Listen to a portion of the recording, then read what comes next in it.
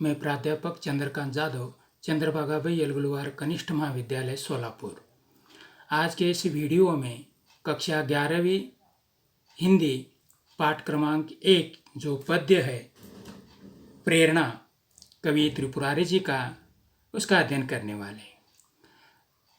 पद्य को पढ़ने से पहले हम उस रचनाकार कवि त्रिपुरारी जी का परिचय को देखने वाले हैं। कवि त्रिपुरारी जन्म 5 दिसंबर 1988 को समस्तीपुर बिहार में हुआ। आपके आरंभिक शिक्षा पटना से, स्नातक शिक्षा दिल्ली से तथा स्नातकोत्तर शिक्षा हिसार से हुई। दिल्ली विश्वविद्यालय में अध्यापन कार्य करने के पश्चात वर्तमान में आप फिल्म, दूरदर्शन के लिए लेखन कार्य कर रहे हैं। त्रिवेणी के रचयिता के रूप में आपकी पहचान है। कल्पना की भावभूमि पर यथार्थ के बीज बोते हुए उम्मीदों की फसल तैयार करना आपकी रचनाओं का उद्देश्य है। अब हम कवि त्रिपुरारी जी के प्रमुख कृतियों को देखना है। नींद की नदी उनकी कविता संग्रह है। नॉर्थ कैंपस कहानी संग्रह है। सांस के सिक्के त्रिवेणी संग्रह है। अब हमें इस काव्य प्रकार को देखना है।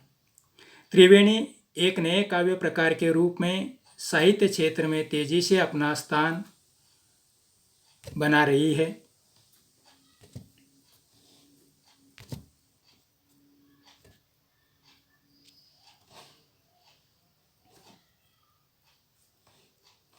त्रिवेणी 3 पंक्तियों का मुक्त छंद है। मात्र इन 3 पंक्तियों में कल्पना तथा यथार्थ की अभिव्यक्ति होती है। इसकी पहली और दूसरी पंक्ति में भाव और विचार स्पष्ट रूप से झलकते हैं और तीसरी पंक्ति पहली 2 पंक्तियों में छिपे भाव को नए आयाम के साथ अभिव्यक्त करती है। सामायिक स्थितियों, रिश्तों तथा जीवन के प्रति सकारात्मकता त्रिवेणी के प्रमुख विषय हैं। अब हमें इस काव्य का परिचय में देखना है, इस कविता का परिचय में देखना है। प्रस्तुत त्रिवेणी में कवि ने मनुष्य के जीवन में माँ के ममत्व और पिता की गरिमा को व्यक्त करने के साथ ही जिंदगी की आपाधापी में जुटे माता पिता से बच्चों को स्नेह भी टुकड़ों में मिलता है, इस सच्चाई को भी उजागर किया है। निराशा के बादलों के बीच आशा का संचार करते हुए कवि कहते हैं कि ठोकर खाकर जीने की कला जो सीख लेता है, दुनिया में उसी की जय जयकार होती है। सुख दुख की स्थिति में स्थिर रहना ही मनुष्य की सही पहचान है। तो कवि ने अपने प्रेरणा नामक इस कविता के द्वारा हमें जीवन में सुख दुख की स्थिति में स्थिर रहने का संदेश दिया है। ठोकर खाकर जीने वालों को ही दुनिया सराहना करती है, इसे भी कवि ने यहाँ पर बतला दिया है। साथ ही कवि ने बता दिया आज के आपाधापी के जीवन में माता पिता दोनों को काम पर जाना पड़ता है। ऐसे समय पर बच्चों को माता पिता का प्यार एक साथ मिलता नहीं, टुकड़ों में मिलता है, ऐसा भी कहा है। इन सारी बातों को हम लोग पद्यांश के द्वारा देखने वाले।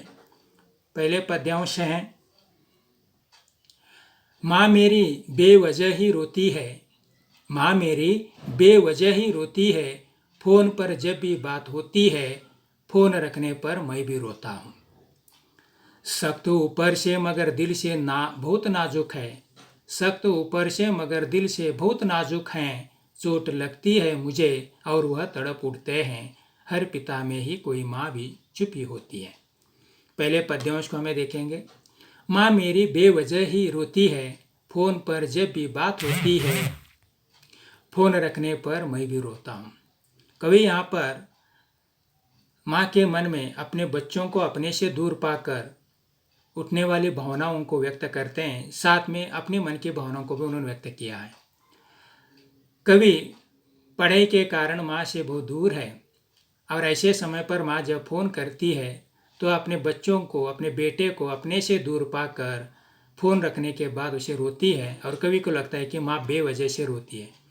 माँ के मन में बच्चों के प्रति होने वाले ममत्व के कारण माँ रोती है। लेकिन जब कभी भी माँ से बातें करने के बाद फ़ोन रख देते हैं तो कभी भी अपने भावनाओं को रोक नहीं पाते, उन्हें भी रोना आ जाता है। यानी माँ के मन में बच्चों के प्रति होने वाला प्यार और अपनापन यहाँ पर नज़र आता है। साथ में माँ के प्रति कवि के मन में होने वाले जो प्यार है, अपनापन, जिस कारण कवि भी अपने रोने को रोक नहीं पाते। अगले पंक्तियों को हम लोगों को देखना है कि जहाँ पर कवि ने पिताजी के संबंध में कुछ कहा है। कैसे होते पिताजी, इसके बारे में कवि ने इन पंक्तियों के द्वारा हमारे सामने रख दिया है।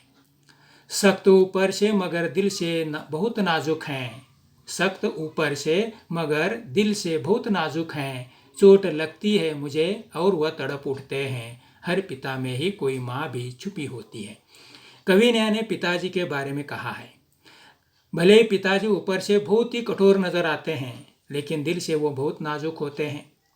यानी कवि इसी बात को समझाने के लिए उन्होंने कहा कि जब बच्चों को कोई चोट लगती है तो बच्चों से ज़्यादा तड़पते हैं तो वह पिताजी हैं। बच्चों के हर बात के लिए तड़पने वाले पिताजी है, लेकिन वह दिखाते नहीं हैं। इसीलिए कवि आगे जाकर कहते हैं, हर पिता में भी कोई माँ छुपी होती है। यानी माँ के समान ही बच्चों के प्रति पिताजी के मन में भी प्यार होता ही है। भले ही पिताजी दिखाते नहीं हैं, लेकिन बच्चों को कोई तकलीफ या चोट पहुंचती है तो उस समय बच्चों से ज़्यादा पिताजी तड़प उठते हैं, पिताजी को बुरा लगता है, पिताजी को दुख होता है। और इसीलिए कवि ने बता दिया है कि हर पिता में भी माँ छुपी होती है। यानी पिताजी भी माँ के समान ही बच्चों के प्रति प्यार करते हैं। जैसे कि नारियल ऊपर से कठोर जरूर होता है और इस कठोरता के कारण नारियल के बीच में जो मधुर पानी, कोमलता जो सुरक्षित है, उसका कारण ऊपर के कठोर कवच के कारण। वैसे ही भले पिताजी ऊपर से कठोर नजर आते हो, भले वो बच्चों से थोड़ा सा सख्त से व्यवहार करते हो, लेकिन फिर भी यहाँ पर बच्चों के प्रति उनके मन में माँ के समान ही प्यार होता है। ये बात कवि यहाँ पर बताना चाहते हैं। यानी जैसे माँ अपनेपन से बच्चों को प्यार करती है, वैसे ही पिताजी भी उतने ही लाड़ प्यार से बच्चों के प्रति उनके मन में प्यार होता है, लेकिन वह दिखाते नहीं है। अगले पंक्तियों को देखना है। कवि अगले पंक्तियों में हमें बता देते हैं कि आजकल आधुनिक युग में आपाधापी के जीवन में नन्हे बच्चों को माता पिता का प्यार टुकड़ों में मिलता है। कैसे? मेरे ऑफिस में महीनों से मेरी दिन की शिफ्ट, तेरे ऑफिस में महीनों से तेरी रात की शिफ्ट, नन्हे बच्चों को तो टुकड़ों में मिलते हैं माँ बाप। उगते सूरज को सलामी तो सभी देते हैं, उगते सूरज को सलामी तो सभी देते हैं, डूबते वक्त मगर उसको भुला मत देना, डूबना उगना तो नज़रों का महज धोखा है, डूबना उगना तो नज़रों का महज धोखा है। चलते चलते जो कभी गिर जाओ, चलते चलते जो कभी गिर जाओ, खुद को संभाल और फिर से चलो, चोट खाकर ही सीख मिलती है, चोट खाकर ही सीख मिलती है। अब हमें पहले पद्यों से देखना है। मेरे ऑफिस में महीनों से मेरी दिन की शिफ्ट, तेरे ऑफिस में महीनों से तेरी रात की शिफ्ट, नन्हे बच्चों को टुकड़ों में मिले हैं माँ बाप। कवि इन पंक्तियों के द्वारा आजकल के आपाधापी जीवन को बताना चाहते हैं। आज के आपाधापी जीवन में माता पिता को घर को संभालने के लिए काम पर जाना पड़ता है। पिताजी दिन के शिफ्ट में चले जाते हैं महीनों तक, तो माताजी रात के शिफ्ट में चली जाती है। ऐसे समय पर उन बच्चों को दिन भर पिताजी साथ होते हैं, रात में माँ साथ होती है। इस तरह पिताजी और माताजी का एक साथ प्यार बच्चों को मिलता नहीं है। इसीलिए कवि ने कहा है कि नन्हे बच्चों को टुकड़ों में मिले हैं माँ बाप। आधुनिक काल में घर को संभालने के लिए माता और पिता दोनों को काम पर जाना आवश्यक होता है। ऐसे समय पर अपने बच्चों का लालन पालन के लिए दोनों एक साथ मिल नहीं पाते।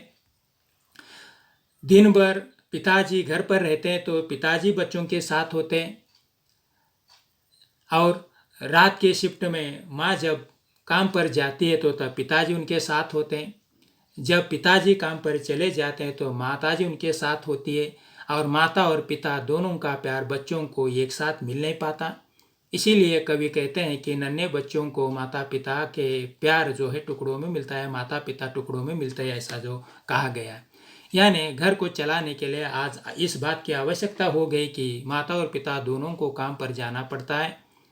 पिताजी दिन के शिफ्ट में जाते हैं तो दिन भर माँ साथ में होती है, माताजी रात के शिफ्ट में चली जाती है तो महीनों तक बच्चों को रात भर पिताजी उनके साथ होते हैं। दोनों का एक साथ बच्चों के सामने न होने के कारण कवि ने बतला दिया आज उनके लिए असंभव है दोनों को एक साथ रुकना। इसीलिए आजकल के छोटे बच्चों को, नन्हे बच्चों को माता पिता टुकड़ों में मिलते हैं। माता पिता का प्यार जो टुकड़ों में मिलता है, ऐसा कवि ने बता दिया। अब हमें अगले पंक्तियां देखना है। एक मनुष्य स्वभाव ही है ऐसा है कि जिस स्वभाव के बारे में बतला दिया। उगते सूरज को सलामी तो सभी देते हैं, उगते सूरज को सलामी तो सभी देते हैं, डूबते वक्त मगर उसको भुला मत देना, डूबना उगना तो नज़रों का महज धोखा है। कवि ने बतला दिया है जिसके पास बहुत कुछ है, जो अमीर है उसका साथ तो सभी देते हैं, लेकिन जो गरीब है, निर्धन है, उसका साथ कोई देता नहीं है, क्योंकि आज वो निर्धन है और निर्धन होने के कारण सभी लोग उसे भूल जाते हैं। इसीलिए कवि ने यहाँ पर बतला दिया है कि उगना डूबना ये दोनों केवल अपने नज़रों का धोखा है। आज सूरज डूबता है तो ही कल उगेगा, इसीलिए आज का डूबना भी उसका उतना ही महत्वपूर्ण है जो कल सवेर होने के बाद सूरज का निकलना। यानी दुख और सुखों के बारे में कवि ने यहाँ पर बताते हुए कहते हैं कि आज कोई दुखी है तो उसका साथ हमें छोड़ना नहीं है। आज के इस दुख में उसे हमारे साथ की ज़रूरत होती है, हमें साथ देना ज़रूरी होती है। तो इसीलिए कवि ने जो उगते सूरज को, जिसके पास सब कुछ उसे तो सलाम सभी को देते हैं, लेकिन जिसके पास कुछ नहीं उसे भी सलाम करना ज़रूरी है, क्योंकि वो भी अपना ही है। भले आज वह दुख में है और इसीलिए उसे भूलना उचित नहीं है, क्योंकि आज का उसका दुख निश्चित कल दूर हो जाने वाला। जैसे आज भले ही सूरज डूब रहा हो, लेकिन उसका आज डूबने के कारण कल सवेरा होने वाला है, इसे हम लोगों को भूलना नहीं चाहिए। इसीलिए जो दुख में है उसका साथ कभी भी न छोड़ने का संदेश कवि इन पंक्तियों के द्वारा हमें देना चाहते हैं।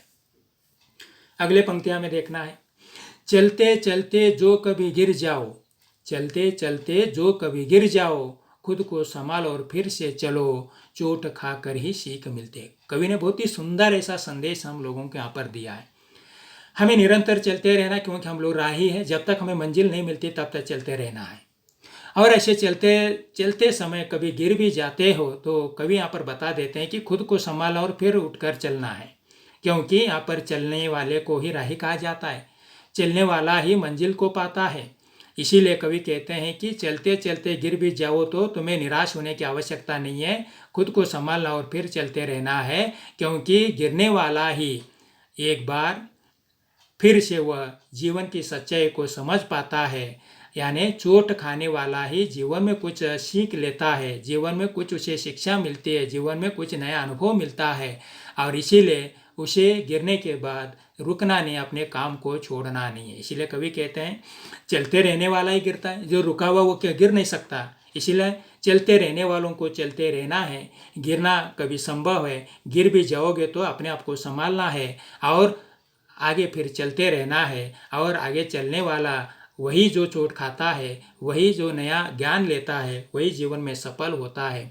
इसीलिए जीवन में असफलता, निराशा कभी आ भी जाते हैं तो कभी जीवन जीने से न रुकने के लिए कहा है, बिना रुके आपको आगे बढ़ने का संदेश कवि यहाँ पर देते हैं। यानी जो चोट खाता है उसी को पास नया अनुभव होता है, उस नया अनुभव के आधार पर हुए, उस शिक्षा के आधार पर, उस ज्ञान के आधार पर हुई वह जीवन के मंजिल को पा सकता है। इसीलिए चलना स्वाभाविक है, चलना ज़रूरी है, चलते रहना चाहिए। हम जीवन के राही है, लेकिन चलते चलते कभी किसी कारण गिर भी पड़ते हैं। जीवन में कभी कभार जो मुसीबतें आ जाते हैं, ऐसे मुसीबतों के बीच में हमें चलना छोड़ना नहीं है, रुकना नहीं है, हमें निरंतर आगे बढ़ना है, क्योंकि ये जो मुसीबतें हैं हमें रोकने के लिए तो आते हैं, वो ये ऐसे समय पर हमें बिना रोके उनका सामना करना है। यानी यही मुसीबत हम लोगों को बहुत कुछ सिखा कर चले जाते हैं। इसीलिए कवि यहाँ पर बता देते हैं कि चोट खाकर ही सीख मिलती है। यानी चोट खाने के बाद ही हमें शिक्षा मिलती है, नया ज्ञान मिलता है, जिसके कारण हम लोग आगे फिर सजगता के साथ चल सकते हैं और चलकर अपने मंजिल को पा सकते हैं।